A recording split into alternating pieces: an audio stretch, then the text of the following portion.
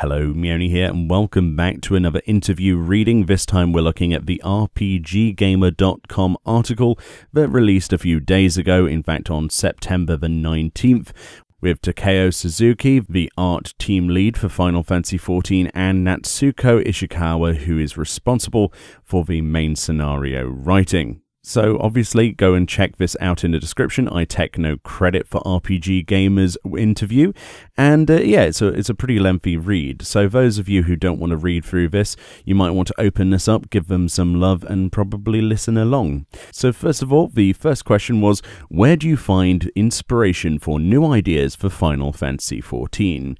Takeo Suzuki takes the first answer. With the world that we build in Final Fantasy, I feel that there should be a good balance of fantasy and reality existing together in that realm, so I take inspiration from things that exist in real life. For example, if it were a building, I pay attention to what the decor would be like, what the exterior would look like, or what kind of materials are being used for the building, and get a feel for existing objects. With that being a foundation, I look at the requests that are being made by the game planners, or elements that the designers want to incorporate into a particular thing.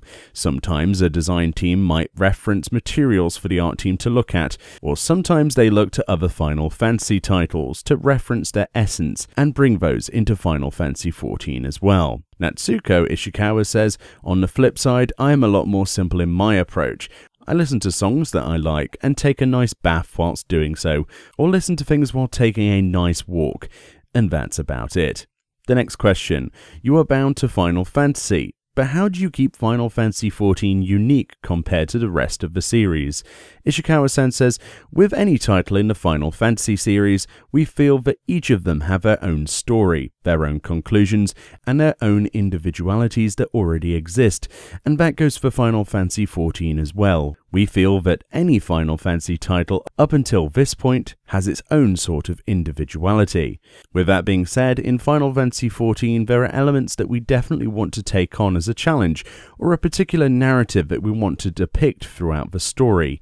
I'm sure you're already aware of this, but there are a lot of different elements that we do reference from the Final Fantasy series in 14. But we look at this as a sort of Final Fantasy theme park, where if you love the games, this is the MMO to go to enjoy those different elements. Takeo Suzuki says, there isn't a specific element that would make Final Fantasy XIV its own, but looking at it from my perspective, having previously worked on titles like Final Fantasy X and XII, in the creation process I brought my ideas to the table as well, with elements that I want to depict or have incorporated.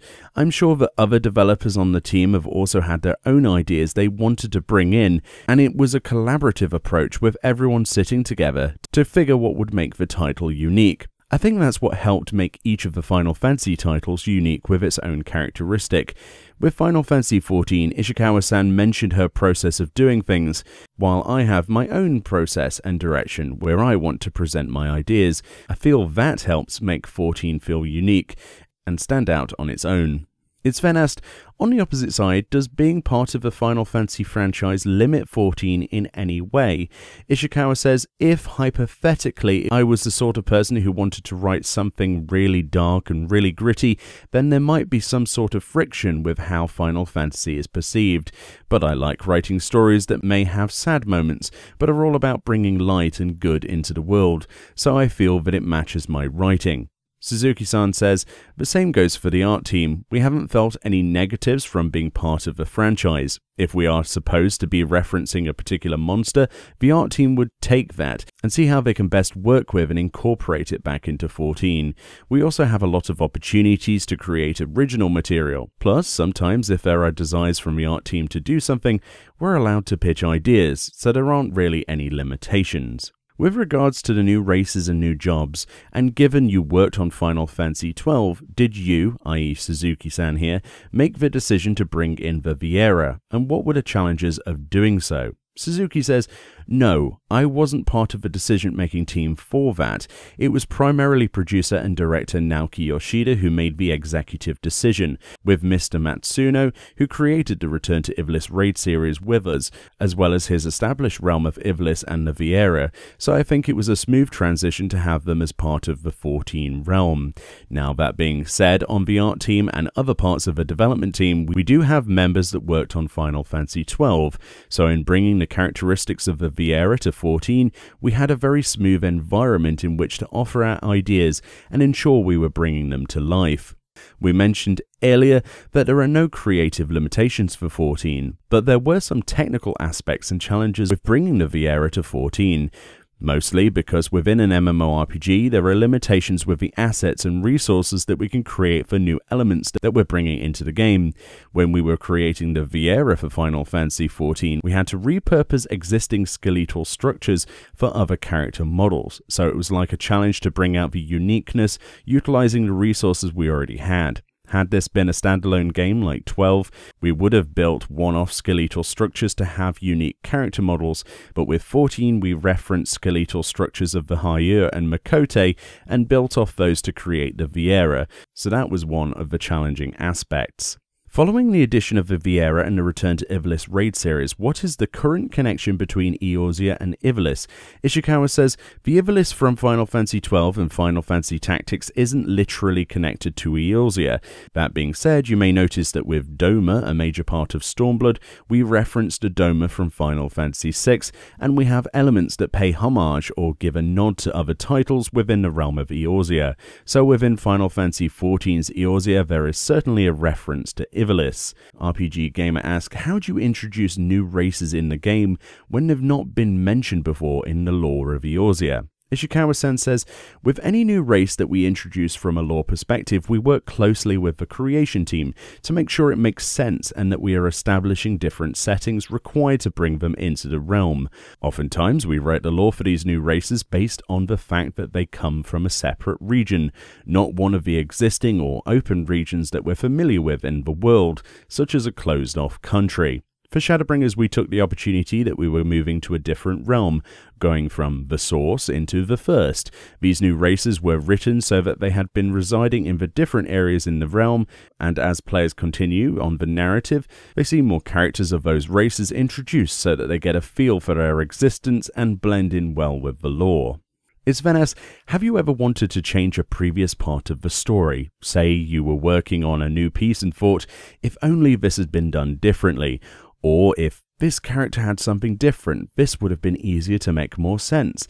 Ishikawa-san says, if I didn't want a certain character to die or something like that. RPG Gamer says, maybe not even that complex. Maybe if only this character had worked with this other character, it would make this part much easier to write. Ishikawa says, within the scenario and lore team we have several writers, and there are elements of Final Fantasy XIV that I didn't handle, such as those that predate A Realm Reborn. That being said, the team really likes to work together. They like to consult each other and make sure that everyone is aligned on different elements that they're working on.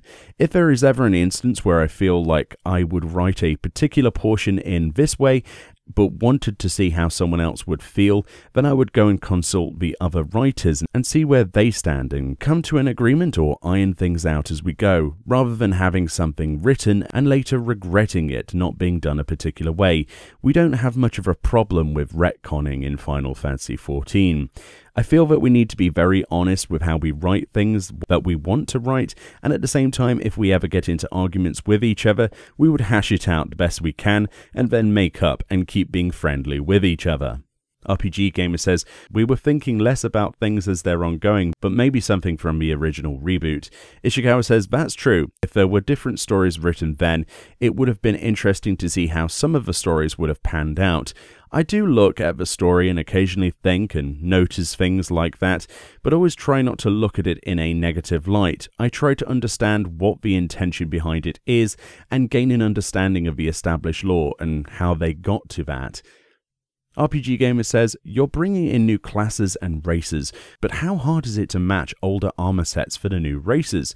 Suzuki-san says, whenever we introduce new races, we want to make sure we feature their unique elements. With the Hrothgar and the Viera, because of their unique head shapes, the team actually drew a line in the sand. Their helmets are going to be a huge challenge to represent, and so we don't want to display helmets. The helmets not being visible is not just because we wanted to show their faces, but more about trying to work with the limitations that we have and work around them. There are elements that are pieces of headgear, such as glasses or circlets, that people still want to see on their characters, so we did our best in accommodating those elements as well.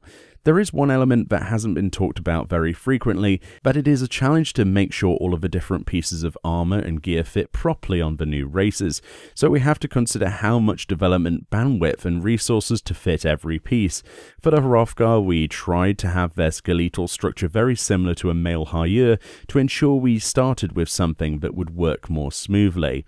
While we ideally wanted the Hrothgar to have a similar skeletal structure to a Hayur so it would be easier to work on an armor design, when we started doing the rough concepts for the Hrothgar design, there were some artists that didn't want to follow that structure and made them very beast-like. Some of the concept art that was pitched looked very animal-like, and Ishikawa-san and the other main scenario writer Oda-san saw it and said they wanted to go with those ones despite our request to go with a more humanoid shape. Trying to make all of the armor fit on the beast-like designs was a challenge, but with that being said, I was also in favor of a more beast-like design, so it wasn't like we were all forced into something we didn't want to do.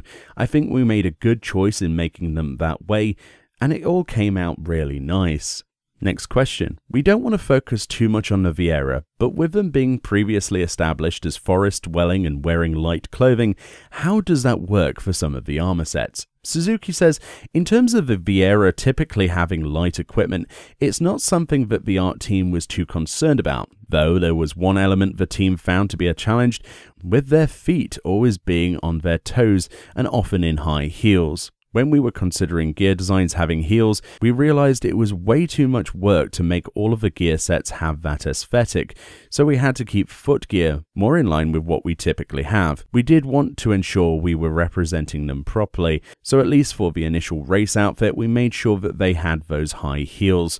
For me personally, I feel that one of the unique characteristics of the Viera is their figure and skin texture, so I was very careful about rendering that. What is your favorite art piece or particular story, either from Shadowbringers or elsewhere in Final Fantasy XIV? RPG Maker asks. Ishikawa says, so many to choose from. Taking a very recent example because I remember it clearly, but towards the end of Shadowbringers, when players defeat Innocents at level 79, up to that last level, it's only one level for the player character, but the story is so condensed in that part, it's something that I really wanted to depict and to tell that story, and I feel it came out really nicely. Suzuki says, I oversee characters, backgrounds, cutscenes, and some of the environments created for the technical aspects of the art. Among those, as we mentioned earlier, the Hrothgar race was something we struggled to make right, so I have a very strong attachment to those designs. In terms of the background elements, the last dungeon of Amarot would be my favourite. That was visually well made and rendered, and I'm very proud of that. For cutscenes, there are so many and I love them all, but my favourite would have to be the ending after the final boss. I believe that came out really well and I'm also happy and proud of that. If you haven't got to the end yet, I encourage you to do so. And for the last question, what would you say to someone to invite them to play Final Fantasy XIV? Ishikawa-san says, with Final Fantasy XIV and Shadowbringers especially, we have noted lots of players letting us know how much they love the game. So there are already lots of existing players. With an MMORPG, some people might think it's an endless game that just keeps going on, but we feel the excitement and passion from people for Shadowbringers and believe that now is the perfect time to enjoy that momentum. We want for people to join while everyone is still excited about the game. We have lots of content that is still available, such as Return to Ivalice, and have upcoming content like the Nier-inspired Alliance raid. Any of those opportunities is a great time for people to jump in and enjoy it. Suzuki says, with Final Fantasy XIV, there are so many different elements that you can enjoy. Not just the gameplay, there are so many variations of what you can play with. Anybody can find what resonates with them best. You can play around with character creation and make your own unique avatar. Or we have a fantastic story you can delve into. We also have lots of challenging battle content. Or if you want to chill out in your player housing, that works as well. There are so many amazing ways to enjoy Final Fantasy XIV, and you'll find there are other people who enjoy what you want to do, so we hope that you'll jump in and meet others and enjoy the elements. As Ishikawa-san mentioned, enjoying things now in real time is what makes Final Fantasy XIV so unique and fun, so we hope that people will come and meet people and dive right into it. And there we go. So that was that interview on RPGgamer.com. Go and check out that in the description. Obviously, we've rehashed a few things that were in some of the other interviews, but generally, they're really nice people. By the looks of it, Ishikawa-san and Suzuki-san, I would love to meet them in real life, I think. That would be something special for certain. But yeah, what an incredible interview. So thank you once again to RPG Gamer. And yeah, hopefully you enjoyed this, and I'll see you all next time.